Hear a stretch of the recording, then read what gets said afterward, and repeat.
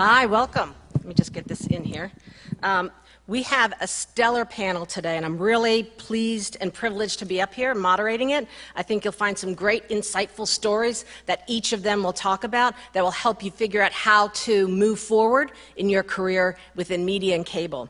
First up, we have Paige Birnbaum from Google, and she is the Global Training Programmer.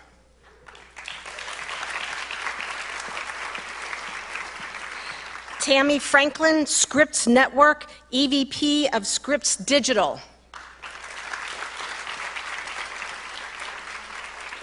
Zanita Henderson, Director of Marketing, a cable pioneer at SCT ISBE. Stephanie Mitchko-Beal of Cross Media Works, CTO, and the 2013 Women of the Year in Cable.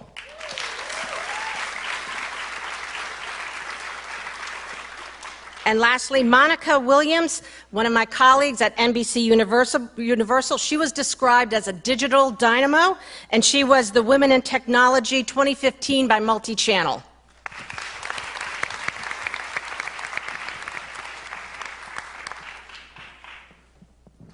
All right, so we'll get started here today. One of the things I think is interesting is to talk a little bit about the background. You have all had a very accomplished careers within the industry, and I want each of you just to talk a little bit about how you got here from college into your career. We all know it is not a straight line, and that there are pits and turns. And Zanita, I know you very well.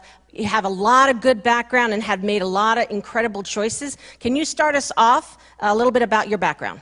Sure. I definitely did not have any straight lines, that's for sure. I was hanging by the pool one summer back in 1988, relaxing from nursing school, actually, and my neighbor actually owned a cable distribution company in the Horsham area, and he got tired of walking past my house and seeing me hanging out by the pool, and he said, "You need to come work for me." And I was like, "Okay, I'll do it." So I was 19 years old, and I went to work for Toner Cable in the Horsham area as a data entry operator, and had a wonderful time there for about a year or so, and then got the opportunity to go work for Gerald Communications, which I'm sure none of you know about Gerald, but Gerald actually was a company that actually started the cable industry. I know there's a lot of, back and forth about that, but Milton Gerald Shapp actually was one of the people for the Loyal Order to 704 field strength meter that now gives you, back in those days, it gave you 3 channels of TV signal to your home with a clear channel, but now it's gone to 1,000 and so channels. But I started with that company. I did not know how to leave. I actually had been at Gerald through all of their reiterations. I was very fortunate to be Gerald, General Instrument. Then General Instrument got purchased in 2000 by Motorola. I stayed with the Motorola organization and actually made it through another transition with Google. And then when Google sold us to Aris, I was actually with Aris until March 12th of this year. So altogether, I was with that one organization through a series of jobs, starting in customer service, then going to marketing, which I begged for that job for like 12 years. And when the gentleman who was in charge of marketing at that time, when he went to leave, he said, "Okay, I'm putting you into marketing because I'm leaving and retiring, so if you do something wrong, I won't be blamed for it." So I went into marketing maybe about 12 years in, and then just stayed in that until very recently, March 12th, like I said. I went to work for an organization by the name of the Society of Cable Telecommunications Engineers and International Association of Broadband Experts, who actually has a huge trade show in our industry and does a lot of training. We have almost 30,000 members. I mean, just an awesome organization. But I'm literally a cable baby, so I've been in the industry through various jobs at one company, now 2, over the last 28 years. I'm very fortunate to have that. Yeah, it's a really long story around how you stick with where you want to be. Absolutely. And Tammy, I know that you have, through the years coming up and now being the EVP at Scripps, have a very storied background too. Yeah, sure. And so what's neat is you'll see the diversity of paths, just reminding me that there is no one way. Sorry about that. Yeah, there is no one way to get there, right? Diverse paths to get there. So I am not a cable baby, but did start out in media, old school media, newspapers. Went to work for Knight Ridder newspapers. It was my first job. I thought I wanted to be a reporter, but one of the things we'll talk about was they said, well, there is a reporting job available. It's yours if you'd like it. But we see something in you. We think you do really well on the business side. We've got this rotational program for MBAs, and if you're willing to take a risk, we'll take a risk and put you in that program, even though I was only an undergrad.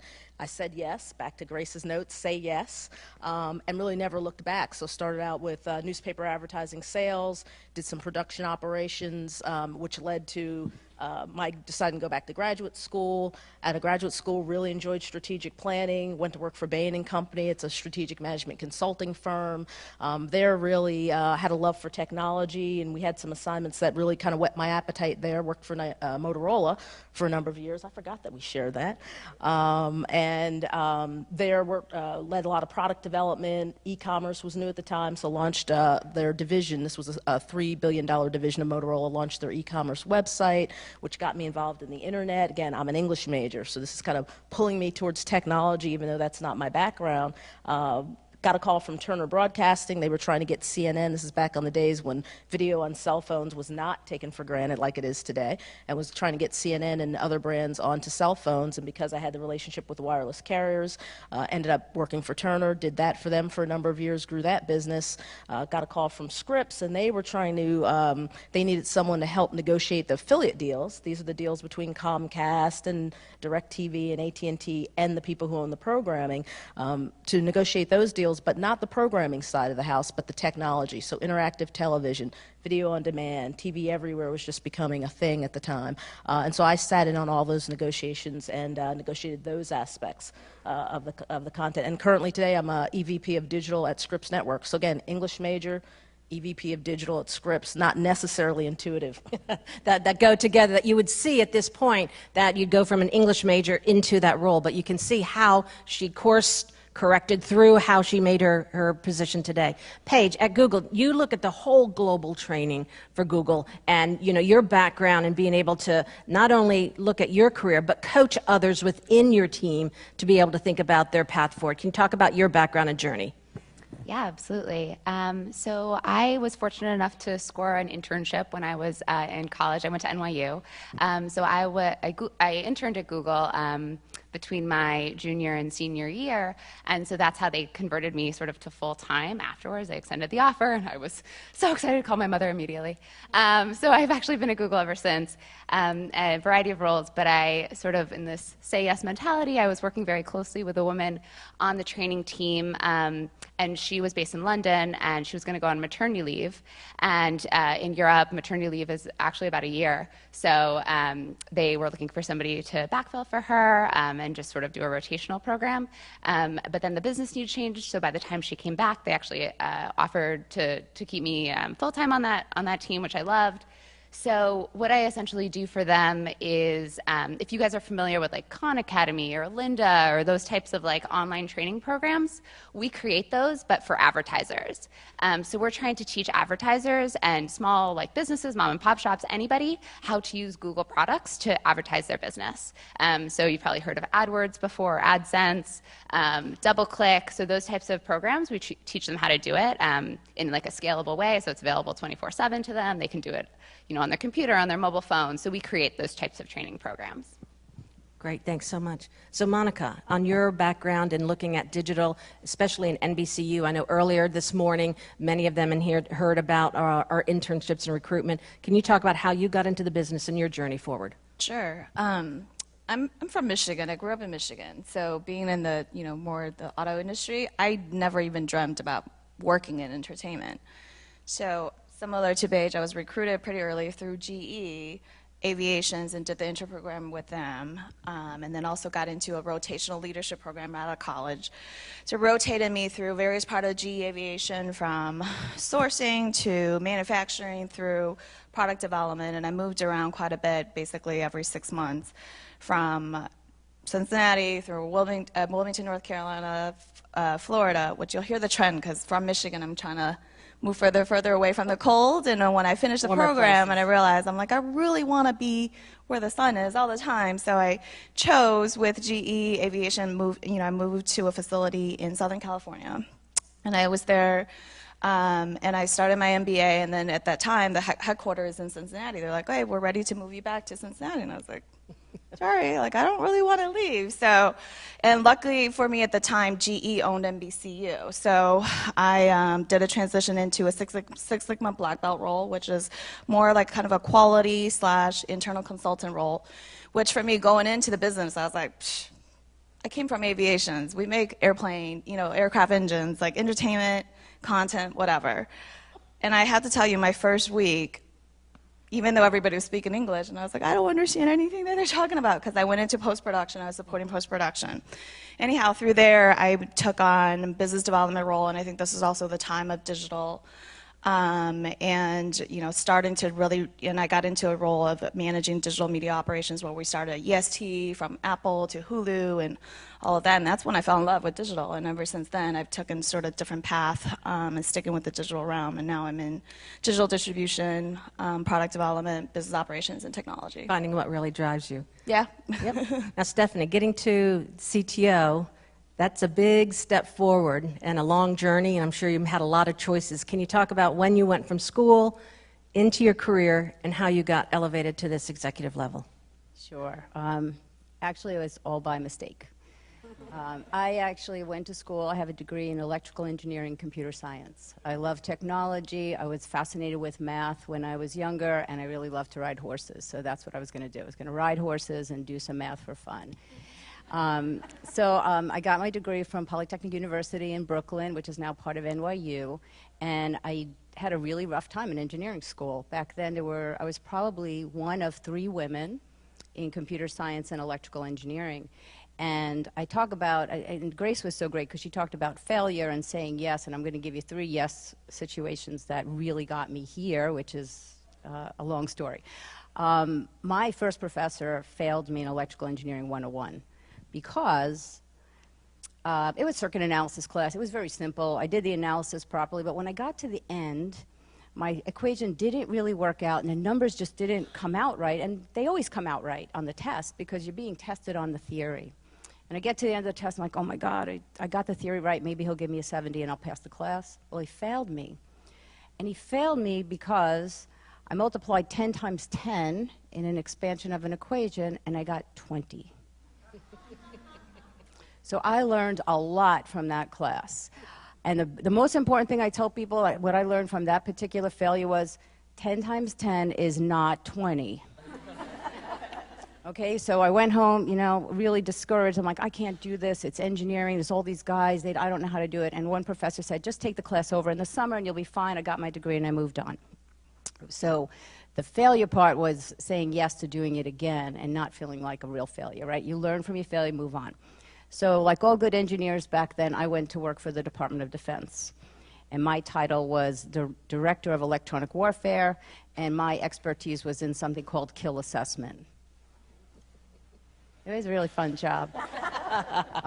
My job was managing a team of engineers using what we know now, as a lot of you know, as big data and data science and data analytics to actually integrate weapon systems on the Aegis ships to protect ships and sailors from missiles coming in. And we built software that actually did all of this integration and did a very sophisticated algorithms to make sure that decisions could be made intelligently back then. We didn't have R and Hadoop and Spark and all of those technologies that we have today, so it was very interesting.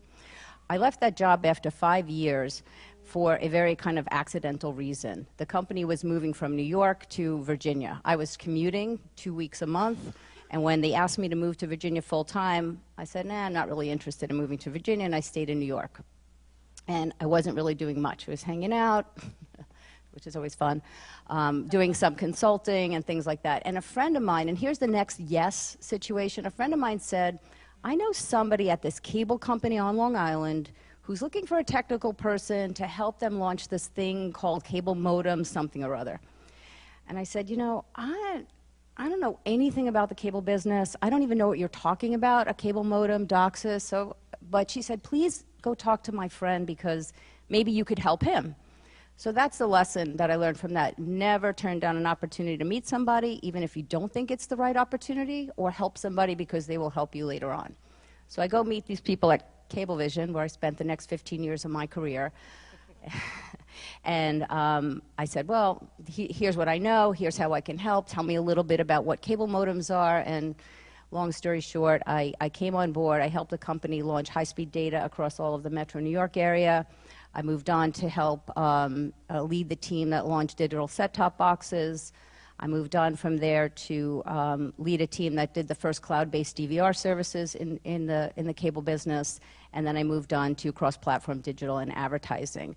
And what's interesting about that, kind of my time at Cablevision, was I spent 15 years there, but 13 of those years I had the same title. I was a VP of Interactive Platform Development, and my team kept getting bigger and bigger, and all along I kept saying, why are all these guys that were working around me moving up, and I'm still in the same role for 10 years? I loved what I was doing, that's why I stayed there, but I did wake up and talk to some people about that. And what I learned was I wasn't raising my hand, I was just doing the work. I was doing a good job, and people appreciated that, but I wasn't in the meeting saying, hey, I want to take on more, I want to do this. I wasn't doing that. When I started doing that, in 1 year I got promoted to Senior Vice President. 2 years after that, I actually left the company because I was offered the role I have now at Cross MediaWorks, which is I came on board as the CTO. Here's another yes situation. I was like, I don't really know that much about a private equity held small company doing media buying. Wasn't where I came from. And somebody asked me again, could you please go talk to the board? They know you from the industry. They would like some insight. So I just volunteered my time. I talked to the board. I said, oh, if this is what you're trying to do, here's some advice. Here's how you might want to look at the company. And they subsequently offered me the CTO position to take over what is now called Cadent Network. A year into that, they asked me to take over the operation as well. So now I have the CTO and the COO role, which is scary and challenging. I don't have any formal business training. I spent some time at the Tuck School just educating myself through the SCTE. I took an executive course there to learn how to read a balance sheet and understand finance. So my career has kind of been really twisty, and I think the thing that's got me here is just, and I'll use Grace's word, grit. Not being afraid to go to the meeting, and if it's not what you want, you tell people, oh, that's not what I'm good at, or it's not what I'm interested in doing. But take those opportunities. Never turn down a meeting, ever. Whether you think you're competent to go take the job, or you don't really understand it, or you're afraid you might be embarrassed, go meet people, because at the end of the day, that's what gets you to the next level, is your network, how people perceive you, your personal brand. And of course, those people will call you and continue to ask you for favors and come and talk at things and help them, and that's just how it works. So every time he sees me at an event somewhere, she's like, Stephanie, could you come and talk at this thing? And similar to what Grace said, I was actually at Boston College last night at a course talking about big data, data visualization, computer visualization. I left late last night, and I had to take a train at 4 o'clock in the morning. But I love coming to these things, so I get energized by it, and I certainly love the school environment. I love education, and I love talking to young people, because you are the future, and there's so much to do in the world we live in now. It's very, very complicated. But Yes, I just want to kind of summarize what all these executives have talked about, because they're all very different in their roles, but there are a couple of themes that each one of them talked about. Rotational, think about how to move around to different places. Don't stay too long in a comfort zone if you really want to move your career forward. Be a relentless learner. You heard each one of them talk about how to learn and move forward. Internships are so important. Think of an internship as a try before buy. Moving forward. All of them had different types of internships. And then look around. Stay connected. Every time we talk about networking, people think, oh, I don't want to go up and do it. But they all mentioned how important it was that they casually came across someone and had that conversation that was a key inflection point for their career forward. So, Stephanie, I want to stay with you and talk about saying yes. Grace talks about that little person on your shoulder that has that confidence factor. Talk about how it is to say yes and how you know when you're ready, and a couple of anecdotes about it. Okay. Well, I talked about the Cablevision one. I relate to so many things that Grace talked about. I mean, you see me sitting here, I got my corporate look on. I'm really just fat, and my hair looks ugly inside of me, and I never have the right conversation. But the thing that I find in saying yes is getting over, I have that one on my shoulder that's constantly saying, you're not smart enough. I work in a really, really technical environment because I run technology and operations. And a lot of times that's not really recognized by the people you work for. So I don't know how many people in the room have a technical degree. Anyone in computer science or or technology. Some of you are in finance, is very technical. What I will say to that is every one of you, if you go into media, if you go into finance, if you go into any career, law, you will be immersed in technology, because technology and data are driving everything that goes on. So for me, saying yes is about getting over that little angst in your stomach, you know, when you go somewhere and you're like, I don't really know if I can do this. I've taught myself to do the two things that Grace says not to do. Never say sorry. I actually have a group of executive women friends that we check each other. How many times did you say sorry? We never say sorry in email, especially to our staff.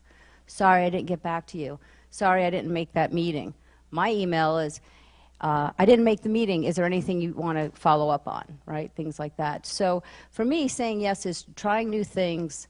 I'm an engineer by training, so I kind of have that DNA of you never really know what you're going to do next. So get over the fear of I don't know what it is, and be diligent about decomposing. I use that word a lot. Take a big giant problem or something scary and decompose it into manageable bites, because that's how you make progress in both your companies and your careers. Take it, you know, a little bit at a time that you can manage, and then it gets less scary. So that's kind of my thing. Being able to move forward on something that you're not quite sure about. Any other anecdotes that our panelists want to talk about? Yeah, no, I mean, I would just want to reiterate that little person on the shoulder. You definitely have to just ignore them. Look, you can do it. I've moved around various industries. There's none that's rocket science. They're really not. You can figure it out. We talked about having your network and your friends. You'll have, you know, gaps in your understanding. You'll go figure those out and you'll plug those gaps, right? You'll learn that part of it. But I think probably many of us would probably say, I know for myself personally, there's literally not a role that I've taken. I was kind of doing the assessment in the back in the green room that I was fully prepared for. There was always a piece of it that I didn't quite make sense. I knew some of the role, but not all of the role. So just again, yeah, that confidence, not that little man off your shoulder that tells you, I don't know if you can do it, and just move forward. You'll be fine. And I would say, it's okay to ask questions, right? Like there's, especially on the technology side, things are moving so quickly. The tech is changing all the time. You're not going to know everything at every single point. So it's okay to ask questions. It's okay to, look at different subject matter experts and try to understand. And it's okay if you don't know everything. It's okay. You'll get there. Right. Most people in the room don't know all the answers. And so if you ask a question, usually helping others along the way and making that happen. And I think that's an important part of it. Sure, and I would like to add on to that as well. And I made light of the fact of Mr. Toner finding me by the pool, right? So, but that's the truth. But every job that I had between Gerald and all the migrations and all the iterations of that company being purchased, I had a made-up job for every transition that went through. Because I started out at Gerald in customer service, I was really good at customer service. And I got asked, because I was so good at what I did, when someone got promoted, they took me with them. When the gentleman went to do international sales, he said, I cannot do this job unless Zanita's my customer service person. So I moved with him to that. Then as everyone got promoted, they took me with them because I was just really good at what I did. I really loved the industry. I fell into tech. I went from medical to tech. So I fell into it, right? And just fell in love with the industry, fell in love with the people. And only in America could a chubby girl from Horsham end up working with all these great people in the cable industry and become a cable pioneer at 46. That's just unheard of. And the first black female pioneer, right? Because I just did my job, and I was, and Grace was the one who kind of pulled me out of being Robin. I was always the Robin. There was always Batman, right? And then behind them, there's always, the woman who's, or the person who's always, they're back there just doing their job. That's Catwoman. I couldn't fit the outfit, so, but I was a damn good Robin, and who got me out of that was Grace. I went through Grace's program. I sat on boards for the CEO of our company for different organizations in the industry that worked with diversity and inclusion.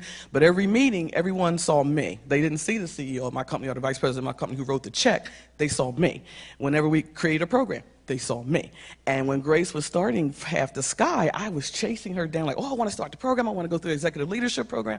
And I never forget, I was at an Emma Bowen meeting one day. It was the end of the board meeting, and she was telling us how she had finally cut the cord with Comcast, and she was going off to start her company, and the first class was starting in October. I said, give me the information, I need to sign up. And she turned around, and she wasn't, this to her, right? Because she was talking and I was like in back of her, and she whipped around and she was like, "Why do you keep asking me about going to my course? You don't need this." And I said, "Yes, I do." I said, "Have you looked at my business card?" My business card at that time said that I was a marketing manager. And she went, "But you've been sitting in these meetings for like 5 years with like," I'm sitting in the room with like David Swanson, who's the guy who's discovered Oprah, right? I'm on this board with these people who are like incredible people. And she looked at me and was like, "There is no way that you're not already." And I was like, "Yeah, that's my title right there." And so that's what happened. I mean, and what I wanted to say to all of you is that, you know, you start out in a career in one path, do your job. And as Grace would even tell you, stay in your lane and do that job really well, because people will recognize you and they will take you with them as they go. But you also Can I just want to add one thing, because very specific to that. Do the job you want to be in. I had a very similar situation when people found out I'd been in the same role for 10 years. Like, what do you mean? You're already the senior vice president, aren't you? And I'm like, no, I act like it. I do the job, but that wasn't my title. So that was the little click that made me go, I better get that title because I'm already doing the job. So when you do the job you want to be, that's when you get recognized, and that's when you're present, and that's when people notice what you're doing. You also mentioned, though, being in the room with some pretty high-profile people, and that came from your doing a lot of volunteer work, right? Work that you weren't really getting paid for. So I think also the note there is, in addition to doing your job, and I think it was the dean in the opening comments mentioned excellence, which you talked about. You were a great Robin, so be excellent, but also you're going to have to do a little extra work. You know, go get yourself in rooms where these people reside, the decision makers reside, which means it's going to be probably a lot of volunteer work and things that you're not going to be compensated for per se, but I can guarantee you that will come back and pay off in spades later. So take those assignments as well. And giving back is all part of that, and that's why we're all up here. We feel it's really important to be able to give back, to show and help others along into our industry, because it is a lot of fun and quite exciting. Tim, I want to come back to you and talk a little bit about students coming into the workplace and what skills are needed to move ahead. I've heard you speak about that before, and what's important for our audience here as takeaways for you as an executive and for them coming into the business. Sure, certainly. Well, you know, early in your career, there's definitely something about being the subject matter expert. Whatever you're doing, you've got to be very good at doing that. You're going to go real deep and real narrow and just be the best that anybody's ever seen at that. So that's going to be important. But as you start to move forward, it's going to be less about being the subject matter expert and about being broader. So things I look for, because I look to hire people not just for that current role, but I'm thinking about how they're going to do in the organization 3, 5, 7 years out. I'm looking for growth potential. And so I think about just natural curiosity. Are these people just naturally curious about the world around them and things even outside of their immediate sphere, right? Just how curious are you about the world? Because things will change. And so whatever role you start in at, that role itself may morph, your interests may morph. So I'm looking for just that natural curiosity. Basic communication skills are a must. And it's not just about because you can write a novel. This is about your being able to communicate well in the meeting, be concise, be succinct, sell your idea, whether you're doing it written or verbal in a meeting or in one-on-one conversations. So the art of communication, I worry my kids on all these platforms where they're typing in acronyms and not full sentences. I worry about their ability to put concise thoughts together. Don't lose that skill set. That's going to be critically important. I don't care what role you have. Someone else mentioned analytics. That was not as important 10, 20 years ago, but now, at the end of the day, I don't care if you're in a creative role, if you're creating programming for a network, or you are the finance person, or you're the business development person, you've got to be able to read through the data, assess what it means, what's the so what that comes out of it, data to insights to action, but starts with data. So get comfortable with your analytical skills. Look, I'm an English major. I went back to business school because that is not my natural sweet spot, but I would really encourage you to work on that. You may not be the greatest. I'm not asking you to get a PhD in data science, but be able to sift through it and gather the kernels that are important. Obviously base intellect, but you're here, so you're fine there. And just the ability to interrelate to other people. A lot of work obviously is not going to get done as you as an individual. It's going to get done through a series of interactions with other people. And the ability to work with other people, I think it was Evan who made the joke earlier about the qualities to be a president, but the ability to interact and work well through other people. It's not just about you. You're only going to get there through the collaboration and cooperation of other people. So I'd look for that skill set. And Paige, you see a lot of young youth coming in, young professionals, development of professionals in early career, mid-career. What can you give our audience a little bit more about what you're seeing and what you think would be important for them to focus on? Yeah, I completely echo everything that was already said. I would say it's similar to like class projects almost. So you want to you're all trying to get towards the same goal. I think the challenge is sometimes you come from like a school mindset where maybe there's a bell curve and like only a few of you can get the A. That's not really what happens in work anymore. You like make that shift and you're all trying to launch the project. You're all trying to, get to this end result, make the presentation, sell the idea, whatever it is. So I think that's like maybe the big mindset difference. So when you come to a work environment, be very collaborative. It's all about, making small incremental improvements that pay off in the long run. You're not going to be, you're not going to get that like immediate feedback of like you took the test, you got the A. It's going to take, we think in quarters, we think in years. We don't necessarily think in the same time frames that maybe you would if I study this week, I'll take the test at the end of the week type of short-term thinking. Communication skills, know how to write an email. That's really important. Bullet points where you bold, having, subject lines in the email, all of those things, really important. There's a language to the workplace. So those types of like soft skills really, really go far. I would also say that there are just so many ways to upskill yourself. So go on YouTube, research whatever you need, watch a video tutorial. Data is really a scary word and it's really hard, but there's so many resources out there that can teach you how to do it. So you can fake it a lot. You can fake your way through a lot of things, and I would say that just take the time to if you didn't understand a few things that were said in a meeting, write down those words. Look them up after. Really try and understand it so that the next time you go to that meeting, you understand those words, you can, talk the talk that everyone else is.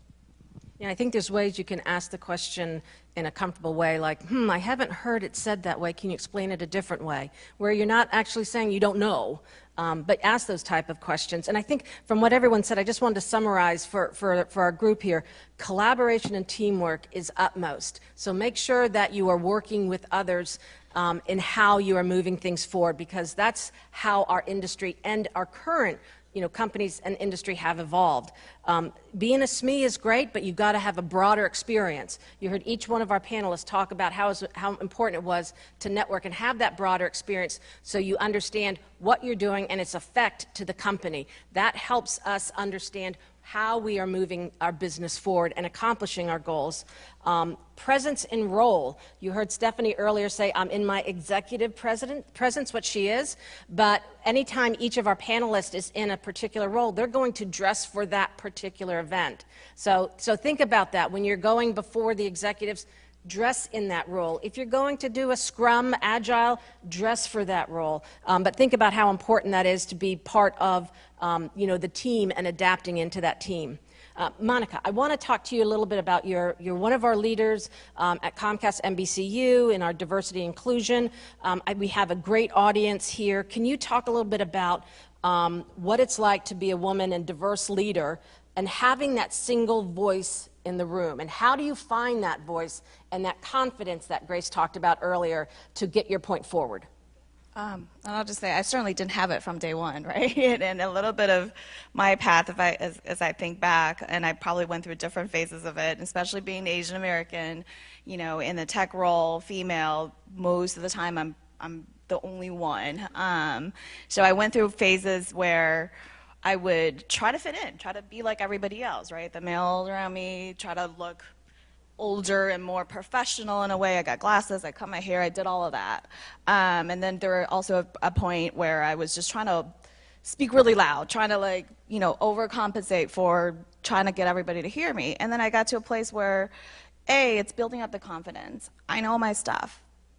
I understand. So when I'm in there, I think especially through time where there's a little bit of I built the confidence within myself. Also, people know me, right? There's sort of the what's the word I'm looking for? The recognition that I know she knows her stuff. I don't need to kind of overcompensate and go through. So right now, I think in the meeting or whatever it is, I'm the subject matter expert. People listen to me. I don't need to try to be like someone I'm not. I'm me. I'm okay with being me, and and that's it. Stephanie, we talked about you and your new role when you came into it, and the challenge of being able to step up and talk within the board and realize this, I own this now, and are the voice for it. So I just want to make a comment on what you just said. I also thought about, for about a microsecond, cutting my hair and changing the way I dress because of I was always in the room with men. Sometimes the way I dress, I like to dress. I love shoes. I love to do my hair. I mean, that's just me. It doesn't mean I don't know electrical engineering, computer science, or business. That's what I like to do. And I actually took a step back and said, maybe I'm distracting. Maybe it's like, oh, you're just over there. But I did exactly what you said.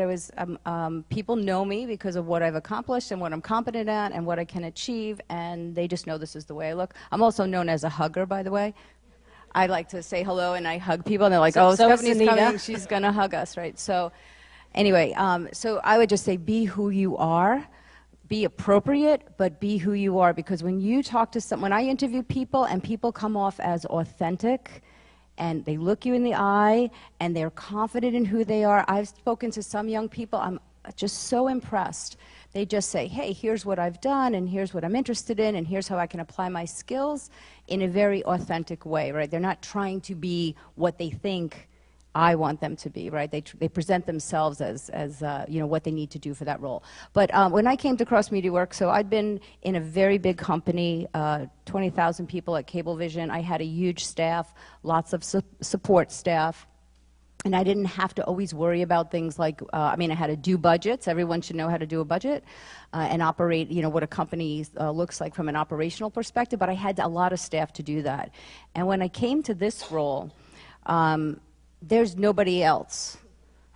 It really isn't, right? I was brought on to be the CTO. I subsequently took over the COO role. I have a CRO and a new CEO started a year ago. So I didn't have, when I came into the company, this place to go.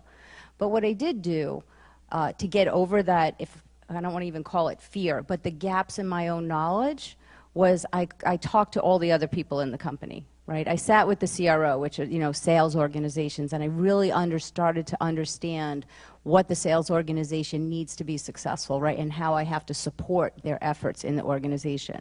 I talked to our CFO, and I really understood how do they present data? What kind of information do we need to run the company? How are we going to make our numbers? Met with, obviously the tech team was a lot easier for me. It was my comfort zone. So I spent a lot of time being what I call a student of the business, because being really deep and technical is good, but if I couldn't translate that into the actual performance of my company, that's not as valuable, right? So, and we talked about this earlier in the terms of curiosity. Be voraciously curious about what's going on in your company, or in the company you're going to. And for those of you who are coming out of school and interviewing, and this is just something I've experienced, find out a little bit about the person you're going to go talk to and the company before you walk into the room. It sticks with the person talking to you. You went that little extra way to say, hey, I'm interested in this company. I looked up who the people are. I know what the company does, at least on the surface, what you could find easily on Google and other places. Teresa, two things about that female voice, too, would be, if we wanted, we've all been through that journey where we think, should we fit in, should we be more like everyone else? But if we wanted that, then what's the point of having a woman in that room, right? The reason we're in that room is because we are different. We do think differently. Our brains are wired a little bit differently, right? We tend to listen more than we speak, which means we connect more dots, right? We tend to ask more questions, which means we tend to get to the kernel of what's really going on a little bit more quickly. And we tend to be very collaborative and inclusive, which means we often get to better answers at the end of the day. It's proven. There's information on companies and performance and the relation to diversity. So I would say be yourself. You're there for a reason. If you want to be like everybody else, then there's really no reason for you to be there, right? The other thing, too, is know that you're not crazy. When you're in that room and you're thinking, did I just say that? You did just say that. And they put words to this. Someone told me this the other day. I thought it was hysterical, but it's called mansplanation, which is when the guy has to say what she said was, or what she meant to say was, right? He's got to jump in there for you. There was broappropriation, which is you just said it. Everybody kind of moves on. Someone says it again. He happens to be male, and everybody's like, wow, that's a revelation. You're like, I just said that, right? I just said that. So anyway, so you're not crazy. Those things happen. But there are tools you can use. There are books written about them. Some things are, you can use the intonation of your voice. You can slow things down. You can speak more quietly, which makes people lean in and hear what it is you have to say. So there are ways to really command that situation that you should read up on and use those to your advantage. So there are ways to make sure you are heard. I think those are always funny. One of the ones I've done before in trying to find my voice when I was younger is I got frustrated, just like, all of us before. So I stood up in the meeting, and all of a sudden everyone stopped talking and said, "Oh my gosh, what's wrong? Are you leaving?" And I said, "No, I've got something to say, and I want you to hear it." And so there's different ways for, as Tammy mentioned, to be able to get your point across. But they all talked about being authentic. So be who you are, be appropriate with your audience of who you're with, and talk about what you've accomplished. And, sometimes it's tough to find out what you've accomplished. So find a friend that can talk to you about how amazing you are. We've all got those buddies. We've got our Robins that are out there that will tell us how awesome we are, and have them write your accomplishments, and you'll be surprised at what comes up, because many of us don't always see it because we take it for granted, but all of our friends and colleagues see it. So find a friend to be able to do it. I think that's an important part of being able to also find your voice and that confidence behind you. Paige, I want to talk a little bit about the changing workforce. So we talked in the green room a little bit. Right now for us, we have 36% of the workforce is made up of you millennials. And so for some of us baby boomers, it's a little different. We're used to being the big guy on the block, but all of a sudden, all these baby boomers are coming in. And it's really changing the workforce. It's working from home, it's virtual working, it's working within a group, very open, very different. So I would be interested, Paige, in your, how do you prepare for that? How do you train for that? Especially in Google, because Google is known for that culture. And many of us in the industry here are looking to see how we can adopt it and bring that in. Yeah, I feel very fortunate to work at Google because of sort of the culture around it and essentially the perks. They give you a lot of food, which is great. There are nap pods, there's crazy stuff that we get, but it's all for the understanding that it helps facilitate and it helps you work harder and longer and better. So, instead of taking time to order lunch actually kind of takes time, right? You leave the office, you go, you have to stand in line somewhere, you eat it, you come back. It's at an hour plus has passed. So instead, they've built cafeterias into the buildings. You just go, you pick it up, and it essentially cuts down on time. It's a selfish thing that they do, but it really, it also feels amazing. You have an employer that wants to pay for your lunch. Why wouldn't you work there? So it attracts great talent as well. So I do think it's one of those things that when you're selecting where you want to work, if you value the culture, definitely ask those questions in the interview or do the research on the company. That's something you can use as your search criteria when you're applying to jobs. Another thing that's great is it's a very flat organization. So, it's not unlikely that you'll be in a meeting with a director or somebody very high up. And it's interesting to hear sort of the other people's experiences because, yes, you should be authentic and, yes, you should dress appropriately and all of those things. But also, in the back of your mind, these people, although they have, high titles and they've been in the workforce for a long time, they're still just people. They want to have a good time, they want to chat, they want to be, they want to be themselves too. So really not being afraid to bring your sort of authentic self to the workplace is definitely something that I think is a big shift from how it was, where you were a person outside of work and you were a different person in the office. I really think those boundaries are changing and you can be yourself wherever you are. And just the last thing I'll say is the technology really enables you to have a different sort of lifestyle. So working from home is amazing. It really helps. I know, many of my coworkers have children. It really helps them be able to be better parents and spend more time with their kids because we can have meetings using Google Hangouts. We also can expand our team in a way that we've probably never been able to. So my manager is actually based out of London. I have a lot of people on my team based out of California. I'm in New York. So it's absolutely very possible to do, and we all just meet virtually instead. But again, it brings back to those communication skills. You're not going to run into them in the office. You can't tap them on the shoulder. So make sure you are communicating via email or chat or Hangout or whatever your company uses to make sure that that hallway conversation you just had, everybody on the team knows about it, because that's I think the hard part. And I know, Zanita, you're going through and is a catalyst for, some change in your organization, and I'd say you were probably brought into SCTE to change some of the culture there and give it a new sense of direction and injection. Absolutely. Actually, I was, like I said, I was with one company for 28 years through all their migrations. And, it was funny, the last year or so, as we were negotiating our corporate alliance partnership, all of a sudden, I had been negotiating it for 20 years over the phone or via email or faxing it in. All of a sudden, I was having these lunches with the CEO and with the COO, and they wanted to meet with me all of a sudden. Like, for me to sign my normal cap agreement, I had to start having in-person meetings, and it was kind of weird. And at the end of each meeting was kind of like, well, have you thought about maybe coming to work at the SCT? And I'm like, no, I'm fine. Got a great job, got my desk, I'm happy. Good, I'm playing it right here.